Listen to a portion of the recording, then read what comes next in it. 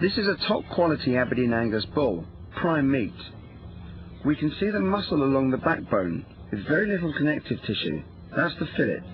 It doesn't do much work. It's very lean and tender, and we use this for fillet steak.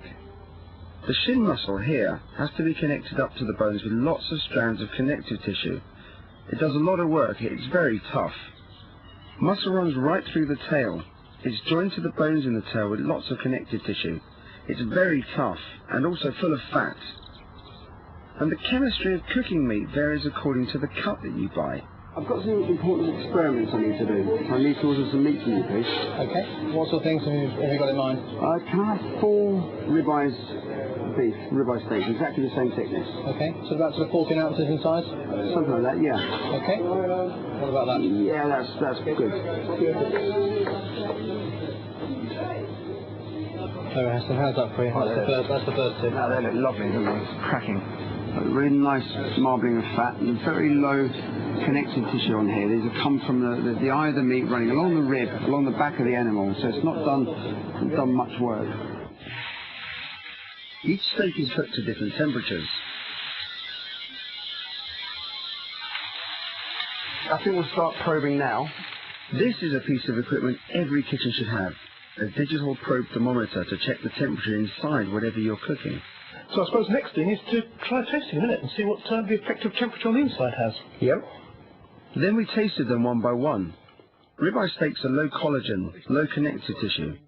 Above 40 Celsius, the meat starts to shrink a bit. At 70, it shrinks and hardens irretrievably. You'll know why when you see what's happening to the molecules. Here are the protein molecules in the lean meat. As they harden above 60 Celsius, they bunch up and squeeze out all of those lovely juices. Which is why steak 4, cooked the longest, was the greyest, toughest and driest.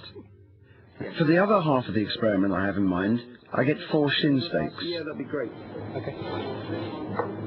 As you can see on these pieces, an awful lot of connective tissue here interspersed with some fat. It's come from the shins, done an awful lot of work, and that collagen needs to be broken down. How differently do high collagen shin steaks react to heat? We place these in a special cooking bath that controls the water temperature and cook them to 40, 50, 60 and 70 Celsius for about 5 hours.